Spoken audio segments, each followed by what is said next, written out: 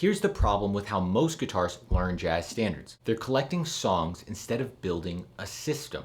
You learn tune after tune, but you still have trouble remembering them, and it always feels like you're starting from scratch each time. I analyzed the chord progressions in more than 100 jazz standards, and here's what I discovered. There are only four songs, that contain 98% of all the chord progressions and chord qualities you'll ever encounter in jazz. Yeah, you fear jazz, don't you? No, I don't. You fear the lack of rules. No. If you master these 4 tunes strategically, you'll understand the harmony in literally thousands of other jazz songs. And here's what most guitarists miss. It's not about which songs you learn, it's about how those songs work together to fill the gaps in your knowledge. And I'm going to show you the exact system in the next few minutes. By the end of this video, you'll know exactly which 4 songs will fast track your jazz journey, and then which tunes to learn after that. Let's dive in. So before I reveal those 4 game-changing tunes, you do need to understand why most jazz guitarists get stuck in the same place for years. Most guitarists just practice the songs they're told to. Could be Autumn Leaves, could be All the Things You Are, maybe even harder tunes like Stella by Starlight. But here's what they're missing. We need to be strategic about which tunes we practice. We should be practicing a curated set of songs that contain both the most common chord qualities and the most common chord progressions. This way, every hour you spend practicing compounds. Those skills transfer to literally hundreds of other jazz standards. But first, what are the most common chord qualities we need to master? And what are the most common chord progressions that matter? I'll break down both of these as we go through each song, but the progressions that show up everywhere are 2-5-1 progressions and secondary dominants. And the 4 chord qualities we'll look at are major 7, minor 7, dominant 7, and minor 7 flat 5, also called half diminished chords. Now I could just give you the 4 songs right now, but if you don't understand why these specific tunes work, you'll be practicing them completely wrong. So let me show you this method behind the madness. I call this the accordion method. We're going to alternate between expansion and contraction, like an accordion. We'll do lots of new chords and then fewer chords, but with trickier progressions, and then back to more new chords, and then fewer chords with other complex combinations. So think of it like an accordion. We're expanding our chord vocabulary, and then we contract to focus in on a smaller amount of chords, but harder progressions. This keeps your brain engaged while building skills systematically. By the way, I'm teaching all 4 of these tunes using this exact method this semester inside Chase's Guitar Academy, everything from fundamentals to advanced improvisation, or you can check out the recordings afterward. So let's start with that expansion phase. This first song gives you 10 different chords to work with, the most of any song on our list. We're starting, of course, with There Is No Greater Love. In this song, we cover B flat major, E flat 7, A flat 7, G7, C7, C minor 7, F7, A minor 7 flat 5, D7, and G minor 7. 10 chords total, but you'll recognize a lot of them. And the progressions that we'll go through, we have a 2-5 to the 1 chord, we have a dominant 2 chord, 2-7 chord, we have a flat 7-7, we have a minor 2-5 to the 6, and we have a dominant 4-7 chord. Now here's something that might actually blow your mind. Dominant 7 chords are actually the most common chord type in jazz, even more than major or minor chords. Dominant 7 chords actually appear in 95% of jazz tunes, while major and minor chords only appear in 89 and 91% respectively. So this song is your masterclass in the circle of fifth movement, which is the foundation of all Western harmony. So let's just take a look at this A section really quickly. We start off on B flat major 7. We go to E flat 7. See, that's a movement of fifth. Then we go to A flat 7, another fifth. Here, instead of going by fifth, we go down chromatically to G7. Then we go to C7, a fifth again. C minor, a fifth to F, and a fifth back to B flat.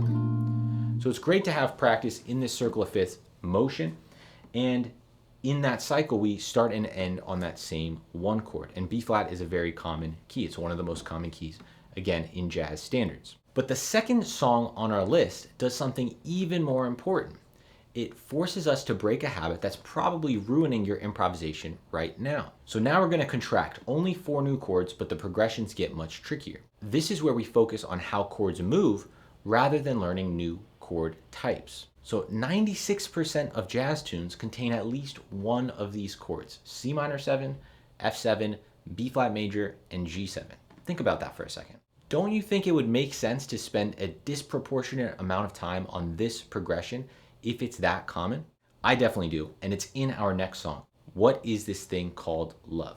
Now in this song, we cover some new chords: G minor 7 flat 5, F minor 7, D minor 7 flat 5, and C major. So not very many new chords. And you might notice these chords don't really go together within the same key. And that's one of the things that we're focusing on with this tune. We have a minor 2-5 to F minor. We have a minor 2-5 that goes to C major. We'll talk about that. We have A flat 7, and then we do have this most important 2-5-1, C minor, F7, B flat major. So here's why this song is brilliant and why most guitarists hate practicing it. There are 3 reasons this song is so irreplaceable. Now, it's almost entirely 2-5-1 progressions, which is the most common jazz progression. In my opinion, it's also one of the best tunes for practicing minor 2-5s within some different keys, and a lot of guitarists struggle playing over minor 2-5s. It forces you to break your dependence on playing in the key, because the 2-5-1 progressions we have go to different keys, and because that minor 2-5 does not resolve to C minor as we would expect, but instead goes to C major. Let's take a listen to part of this chord progression.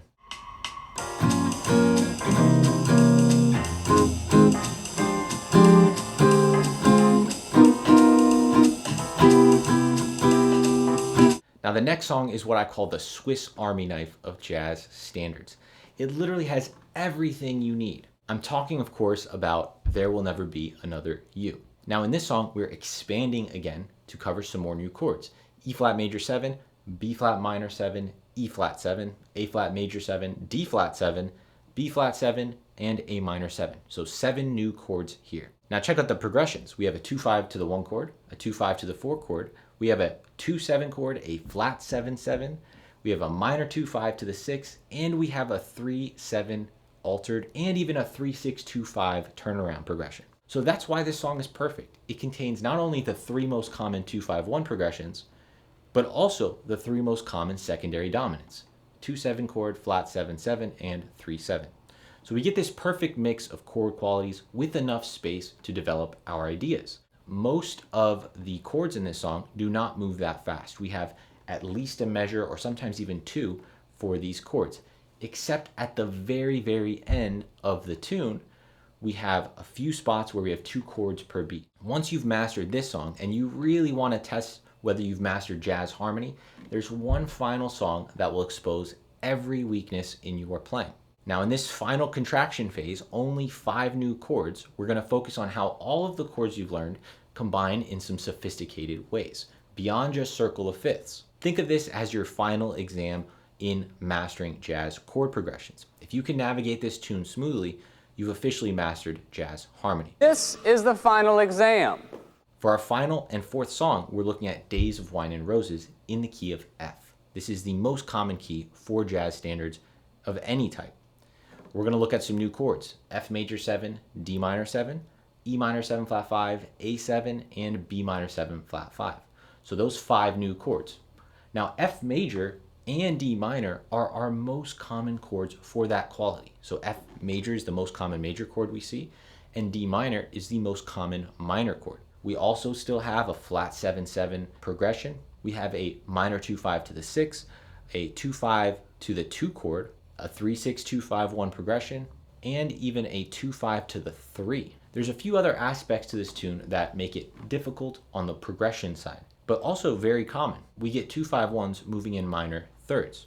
So not only do we have G minor and C7, but then it moves up a minor third to B flat minor and E flat 7. We also get some shorter minor 2-5s. So before we had a whole measure for each of those chords, but in this song, sometimes we have just 2 beats. And so that's something that's very important to practice as well. So in this song, one of the things that really takes it apart from the other tunes we've learned before this is that the root movement breaks the cycle of being a 5th pattern. We have those 2-5-1s moving in minor thirds, and like I said, we have that most common major and minor chord. Pretty much the only common progression missing in this tune is a 2-5 to the 4.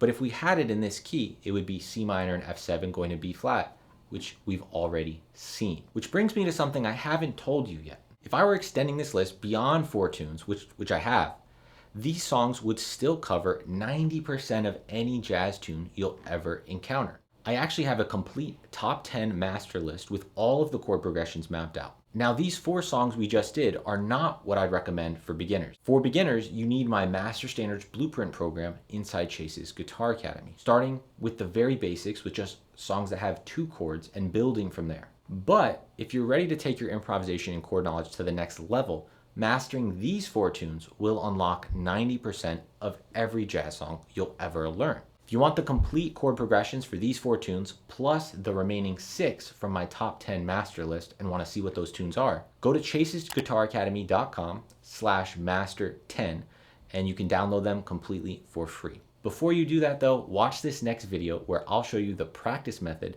that will help you learn jazz standards better than 99% of guitarists out there.